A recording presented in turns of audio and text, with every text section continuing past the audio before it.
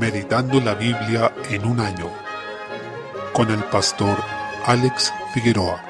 Día 10, mes 8, Esdras capítulo 10. En el último capítulo de este libro, vemos cómo Esdras oraba, clamaba y lloraba, se lamentaba por el pecado de su pueblo, se le juntó una grande multitud de Israel, y de esto aprendemos que cuando obedecemos al Señor y nos quebrantamos delante de Él, por el pecado que hay a nuestro alrededor y en nosotros mismos, el Señor va a despertar a otros para que también se arrepientan y puedan llegar a volverse a Él. No debemos tener vergüenza de levantar un clamor de arrepentimiento, ya que eso puede ser usado por Dios para atraer a otros. Es más, los verdaderos creyentes serán atraídos al arrepentimiento cuando Dios guíe a uno o a un grupo de sus hijos a quebrantarse ante Él. Hay un momento en que debemos pasar del quebrantamiento a tomar medidas concretas contra nuestro pecado. Así fue que se levantó Secanías, quien dijo a Esdras: aún hay esperanza para Israel, en el versículo 2, y le habla con unas palabras muy llamativas diciendo: levántate porque esta es tu obligación, y nosotros estaremos contigo, esfuérzate y pon mano a la obra, en el versículo 4. Esdras tenía un lugar de liderazgo en medio del pueblo, por tanto, estaba bien que él se quebrantara, pero ahora debían pasar a la restauración, a tomar medidas concretas, a actuar respecto de lo que había ocurrido. Esdras, aún así, mantuvo la actitud de quebrantamiento y contrición ante el pecado. Así, Esdras y las personas que estaban involucradas en esto decidieron que quienes se habían unido a mujeres paganas e incluso habían tenido hijos con ellas, iban a despedir a sus mujeres con sus hijos, lo que fue acordado por todo el pueblo a excepción de los que se mencionan en el versículo 15, aunque no queda muy claro respecto de qué se estaban oponiendo. En consecuencia, no se puede juzgar con certeza si estaban equivocados o en lo correcto, pero ante todo lo triste es que en el texto los primeros que habían liderado en este pecado eran los príncipes del pueblo, los sacerdotes, los que debían haber hecho todo lo contrario, guiar al pueblo de Dios a la piedad, a la santidad, pero eran los primeros que habían caído. Ahora, ¿por qué tomaron esta medida? Alguien podría señalar que el apóstol Pablo, en su primera carta a los Corintios, dice que cuando uno tiene una mujer no creyente, no se debería separar de ella. Entonces, ¿es acaso esto una contradicción? Bueno, debemos entender que este pueblo tenía el deber de mantener el linaje santo, como se menciona en el capítulo 9, y esto no es una cuestión racial, como si se tratara de una raza superior, sino que ellos habían sido formados y habían nacido como pueblo porque Dios hizo un pacto con Abraham, que luego ratificó con Isaac y Jacob, y por las promesas de este pacto, en la simiente de estos patriarcas serían benditas todas las naciones de la tierra. En este sentido, Cristo, quien iba a venir a través de esta nación, era la simiente que iba a bendecir a todas las familias de la tierra, como dice Génesis 12. Por lo mismo, este pueblo debía mantener puro el linaje para que así pudiera cumplirse la promesa de Dios a Abraham, y esto es lo que dice Gálatas 3:16. Por eso, la ley era tan enfática en que Israel no se mezclara con los pueblos de la tierra, porque esa era la única forma de identificar cuando Dios cumpliera esa promesa e hiciera justicia al pacto, y se acordara de las promesas hechas a Abraham, de darle una descendencia, un hijo físico, que fuera bendición a todas las naciones. Y este pueblo era responsable de resguardar esa distinción. Una de las finalidades de la circuncisión, que se dio en Génesis 17, era distinguir a los hijos de Abraham de todas las otras naciones de la tierra. Luego se les dio la ley, que sumó una distinción ética, espiritual y también nacional a esa distinción física que ya existía por la circuncisión. Por tanto, cuando el pueblo se mezclaba con otras naciones de la tierra que no creían en la promesa, perdían la fe en el pacto de Dios y lo menospreciaban, y con eso perdían también su identidad y sentido como pueblo en el mundo. Por ello es que se dio este episodio tan duro, en el que estos israelitas debieron despedir a sus mujeres e hijos que habían surgido de estos matrimonios mixtos con paganas, pues esto no era solamente una abierta desobediencia, sino que ponía en serio peligro el cumplimiento de las promesas del pacto, principalmente la venida del Mesías. El hecho de que ellos despidieran a sus mujeres gentiles con sus hijos permitió que 400 años después de estos hechos aproximadamente pudiéramos tener una genealogía de Cristo claramente identificable, que no se mezcló con una descendencia de otros pueblos de la tierra, sino que mantuvo ese linaje hasta que él vino a cumplir la promesa hecha a Abraham. ¿El deber de mantener el linaje físico sigue hoy día? La respuesta es no, porque el único propósito de ese deber era resguardar el cumplimiento de la promesa de que a través de ellos viniera Cristo. Pero Cristo ya vino, y por eso ya no existe ese deber de resguardar el linaje. Los judíos pueden casarse con gentiles creyentes y ya no se va a considerar una falta, porque ya no tiene sentido mantener esa distinción. Por eso la Escritura dice: ya no hay judío ni griego, no hay esclavo ni libre, no hay varón ni mujer, porque todos vosotros sois uno en Cristo Jesús, en Gálatas 3:28. Salmo 31, desde el versículo 9, el salmista, en su angustia y aflicción profunda, donde menciona que incluso se han consumido de tristeza sus ojos, su alma y su cuerpo por causa de su propio pecado, encuentra confianza en el Señor. Aún en el asedio de sus enemigos y el acoso de sus opositores, dice: mas yo en ti confío, oh Jehová, digo, tú eres eres mi Dios, en tu mano están mis tiempos. Es los versículos 14 y 15. Hay una confianza plena que implica ver que la vida, aún desde nuestra gestación, infancia, juventud y todo lo que vivamos, está finalmente en las manos del Señor. Toda la esperanza del salmista está en Dios y él ruega que el Señor haga resplandecer su rostro sobre él, que lo salve por misericordia y que no sea avergonzado. Una petición que se repite bastante en distintos salmos, no solo en forma de petición, sino también de afirmación, es decir, que quien confía en el Señor no será avergonzado. Debemos aprender a confiar en el Señor en nuestros tiempos de angustia, sabiendo que solo Él en su perfecta soberanía puede salvarnos y librarnos del mal. Proverbios capítulo 21, versículo 3. Si vivimos en pecado, de nada sirve que seamos celosos en presentar sacrificios, hablándole en lenguaje del antiguo pacto. En ese contexto, de nada servía que ellos fueran celosos en presentar ofrendas ceremoniales si no vivían una vida justa. Por eso también Oseas 6:6 dice: porque misericordia quiero y no sacrificio, y conocimiento de Dios más que holocaustos. Misericordia en este contexto quiere decir fidelidad al pacto. Es un amor que lleva a vivir en integridad y obediencia agradecida al Señor. Lo mismo encontramos en 1 Samuel 15:22, donde Samuel dice a Saúl que ciertamente el obedecer es mejor que los sacrificios. Es decir, el Señor se agrada más de la obediencia que de los rituales y las ceremonias. Si se da esto último, pero sin amor de corazón al Señor, no tiene sentido lo que se presenta allí porque es una mera formalidad. Los actos externos que hacemos, los servicios y actividades que podamos estar desarrollando en la iglesia, no agradan al Señor si no nacen de un corazón que lo ama y que es íntegro en lo íntimo. Debemos volvernos a Él de corazón. 1 Corintios capítulo 6. Continúa el argumento que el apóstol Pablo estaba tratando en el capítulo 5, aunque en este caso se centra en los conflictos que hay entre creyentes, y condena totalmente el llevar esas disensiones que son internas de la iglesia ante los incrédulos. La razón que da es que los creyentes van a juzgar al mundo e incluso a los ángeles. Por tanto, con mucha mayor razón deberían juzgar las cosas que son de esta vida, es decir, las desavenencias que se producen por la interacción y la convivencia entre los hermanos. De esta forma, los corintios no solo tenían pleitos entre ellos, lo que ya era una falta, sino que en vez de sufrir el agravio, de soportar quizá alguna falta que sufrieron, alguna cuestión que les haya ofendido, ellos agraviaban al otro, es decir, ellos también ofendían activamente. Además de esto, se peleaban delante de los incrédulos y con esto sometían a vergüenza al Evangelio y a la iglesia del Señor, y aún exponían el nombre del Señor para ser blasfemado entre los no creyentes. Por tanto, debemos tener extremo cuidado con los conflictos que hay entre nosotros, la forma en que los tratamos y también con exponer estas cosas ante el mundo. Ahora, claramente va a haber momentos en que debemos denunciar ciertas cosas. Por ejemplo, cuando hay crímenes en medio nuestro, debemos llevarlos ante los tribunales, porque el Señor ha dado el poder de la espada al Estado y no a la Iglesia, y el objetivo acá es resguardar el testimonio del Evangelio. Si encubrimos algún delito, también estamos exponiendo el Evangelio a vergüenza. Cuando hablamos de las cosas que debe juzgar la Iglesia, nos referimos a aquellos conflictos entre particulares que podrían sanearse con el perdón y que en lugar de eso son expuestos para vergüenza de la causa de Cristo. El apóstol los confronta personalmente y buscaba llegar a sus corazones, diciéndoles que los injustos, aquellos que viven en pecado, no heredarán el reino de Dios. Pero dice, esto erais algunos, es decir, antes de Cristo éramos esclavos del pecado, entregados a nuestra maldad, pero en Él hemos sido lavados, santificados, hechos justos en el nombre del Señor Jesús y por el Espíritu de Dios. Él hace una obra en nosotros de transformar nuestros corazones. Por eso, quienes están sumergidos en pecado y tienen una conciencia completamente endurecida viviendo para el mal, no pueden considerarse como discípulos de Cristo. Aquellos que están luchando con su pecado, aunque algunas veces caigan y les duele esa caída, pero están batallando en el poder del Espíritu y quieren obedecer al Señor, no deben considerarse dentro de aquellos que son llamados injustos, ya que estos últimos son los que realmente están viviendo en el pecado y ya están entregados a esa maldad. Hay una advertencia muy grande contra la fornicación, porque nos dice acá que el que fornica, quien comete inmoralidad sexual, contra su propio cuerpo peca. Se nos dice también que nuestros cuerpos son miembros de Cristo, por eso también debemos cuidar nuestro cuerpo en todo sentido. A veces menospreciamos esto, pero nuestro cuerpo es miembro de Cristo. Por tanto, debemos considerar que nuestro cuerpo no es nuestro, como nos enseña hoy el mundo, sino que le pertenece al Señor y es llamado templo del Espíritu Santo. En consecuencia, si la fornicación es un pecado tan fuerte que el que fornica contra su propio cuerpo peca, debemos claramente huir de este pecado con toda nuestra fuerza. También dice que el que se une al Señor, un espíritu es con Él. Esta es una verdad muy potente que nos debe llevar a ver nuestra vida de otra manera. Hemos sido comprados por precio. Por tanto, debemos glorificar al Señor en cuerpo y alma, porque todo lo que somos, todo nuestro ser, es del Señor, y estamos unidos vitalmente a Él. Demos gracias a Jesús porque nos ha comprado, nos ha rescatado de la esclavitud para que ahora seamos de Él. No hay mayor sitial que podamos aspirar que ser de nuestro Señor, tanto en cuerpo como en alma.